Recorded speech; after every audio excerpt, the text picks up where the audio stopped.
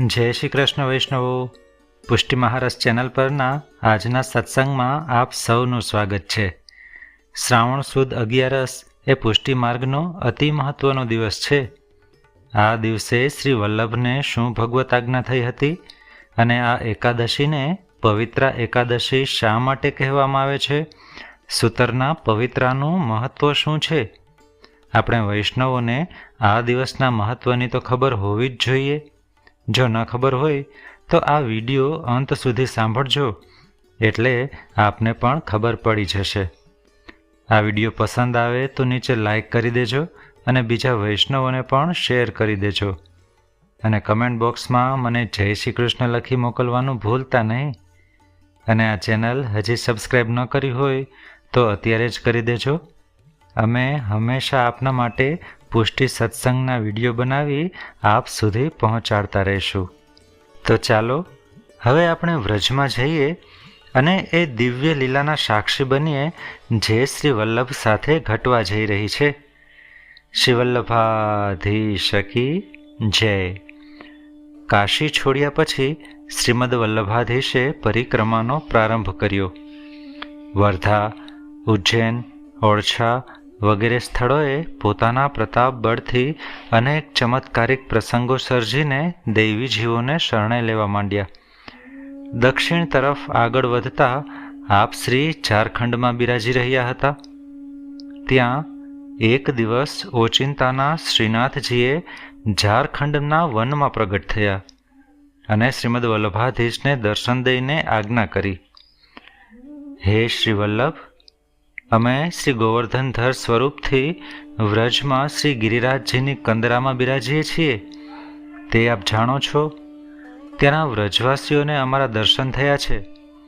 તેઓ હવે અમારા સંપૂર્ણ પ્રાગટ્યની રાહ જોઈ રહ્યા છે અને અમે આપની રાહ જોઈ રહ્યા છીએ. અમારા સારસ્વત કલ્પીય કૃષ્ણાવતારના સમયમાં ઘણા જીવો વ્રજમાં આવી ચૂક્યા છે. આપ સત્વરે વ્રજમાં પધારી અમને પ્રગટ કરો અને અમારી સેવાનો ક્રમ બાંધો. અમારે સર્વજીવો સાથે ફરીથી ક્રીડા કરવી છે.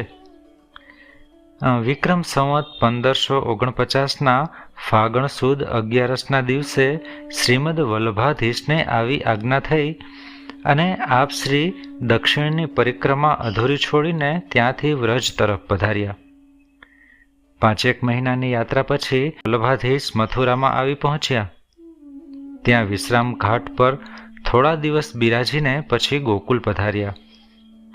ગોકુલમાં શ્રી યમુનાજીના એક ઘાટ પર બિરાજીને એક રાત્રિએ શ્રી મહાપ્રભુજી મનમાં વિચાર કરી રહ્યા હતા કે આ કયું સ્થળ હશે. ત્યાં જ બાજુના ઘાટ પરથી શ્રી યમુનાજી પ્રગટ થયા અને શ્રી મહાપ્રભુજી બિરાજી રહ્યા હતા એ ઘાટ તરફ પધાર્યા. શ્રી યમુનાજીએ શ્રી મહાપ્રભુજીને આજ્ઞા કરી, આપ બિરાજી રહ્યા છો એ ગોવિંદ ઘાટ છે અને બાજુમાં છે તે અમારો ઠકુરાણી ઘાટ છે. આપ અમારા ઘાટ ઉપર બિરાજીને શ્રીમદ ભાગવત પારાયણ કરો એવી અમારી ઈચ્છા છે. તરત જ શ્રીમદ વલ્લભાધીશે ઊભા થઈને શ્રી યમુનાજીને નમન કર્યું અને તાત્કાલિક પૃથ્વી છંદમાં 8 શ્લોકો દ્વારા શ્રી યમુનાજીની સ્તુતિ કરીને 9મા શ્લોકમાં સ્તુતિનું ફળ દર્શાવ્યું. આ 8 શ્લોકો જેને આપણે યમનાષ્ટક તરીકે ઓળખીએ છીએ, શ્રી મહાપ્રભુજીએ શ્રી યમનાષ્ટકની રચના કરી. એ દિવસથી શ્રાવણ સુદ ત્રીજ ઠકુરાણી ત્રીજ તરીકે પ્રસિદ્ધ થઈ. તેના પછીના દિવસ એટલે કે શ્રાવણ સુદ ચોથથી શ્રીમદ વલ્લભાધીશે ઠકુરાણી ઘાટ ઉપર બિરાજીને શ્રીમદ ભાગવતનું 1 સપ્તાહ પારાયણ કર્યું અને વચનામૃત પણ કર્યા. દરરોજ શ્રી યમુનાજી પોતાના પ્રિયતમની કથા સાંભળવા પધારે. શ્રીમદ વલ્લભાધીશ શ્રી યમુનાજીની સ્તુતિ કરીને પછી કથા વચનામૃત કહેવાનું શરૂ કરે અને સાંજ પડે વર્ષાની ઝરમર શરૂ થતાં પોતાના અનન્ય સેવક દામોદરદાસ હરસાનીજી તેમજ અન્ય સેવકોને પણ વચનામૃતનું પાન કરાવે. આમ કરતાં કરતાં 1 અઠવાડિયું પૂરું થયું. શ્રાવણ સુદ એકાદશીની રાત ઢળી. અન્ય સેવકો સાથે શ્રીમદ વલ્લભાધીશ ગોકુલના ગોવિંદ ઘાટ પર નિજ સ્થાનમાં પોઢ્યા હતા. મધ્યરાત્રિ થવા આવી ત્યાં આપ શ્રીની નિંદ્રા ખુલી ગઈ. આપ ઘાટના પગથિયા પર જઈને બિરાજ્યા અને અપલક નેત્રે શ્રી યમુનાજીના જલ પ્રવાહને નિહાળી રહ્યા હતા. પોતે વિચાર કર્યો કે ભૂતલ પર ભટકી રહેલા દૈવી જીવો સાથે શ્રી હરિને ફરીથી ક્રીડા કરવી છે, પરંતુ એ જીવોનો પ્રભુ સાથે કઈ રીતે સંબંધ થાય? જીવો તો અનેક દોષોથી ભરેલા છે, પોતપોતાના સંસારમાં આસક્ત છે, જ્યારે પ્રભુ નિર્દોષ પૂર્ણ આનંદમય છે. એ બંનેનો સંબંધ કઈ રીતે થાય? પ્રભુએ દેવી જીવોના ઉદ્ધારાર્થે ભૂતલ પર મારું પ્રાગટ્ય કર્યું છે, પરંતુ મારું આ કાર્ય હજી સુધી શરૂ નથી થયું. આ પ્રકારની શ્રી વલ્લભ માનસિક વિટંબણા ચાલી રહી હતી ત્યાં જ ગોવિંદ ઘાટ પર સાક્ષાત શ્રી ગોકુલેશ્વર પ્રભુ પ્રગટ થયા. શ્રાવણ માસના શુક્લ પક્ષની એકાદશીની એ મધ્યરાત હતી. શ્રી ગોવર્ધન ધરણના દર્શનથી શ્રીમદ વલ્લભાધીશ પુલકિત થઈ ઉઠ્યા. હે શ્રી વલ્લભ, આપની ચિંતાથી અમે જ્ઞાત છીએ. હવે આપ નિર્ગુણ શુદ્ધ પુષ્ટિ ભક્તિ માર્ગની સ્થાપના કરો. આવો એ ભક્તિ માર્ગના રહસ્યને અમે સમજાવીએ. અમે આપને જે આત્મનિવેદન બ્રહ્મ સંબંધ મંત્ર પ્રદાન કરીએ છીએ એ દ્વારા આપ દૈવી જીવોને અમારા શરણે લાવો. તે પછી એમના તમામ દોષોની નિવૃત્તિ થશે. તમામ દોષો એટલે જીવના 5 પ્રકારના દોષો હોય છે: સહજ દોષ, દેશ દોષ, કાળ દોષ, સંયોગ દોષ અને સ્પર્શ દોષ. સ્થૂળ દેહના સહજ દોષમાં જન્મતાની સાથે જ માતા પિતાની અપવિત્રતાને લીધે થતા રોગ, શારીરિક ખોટખાપણ વગેરે.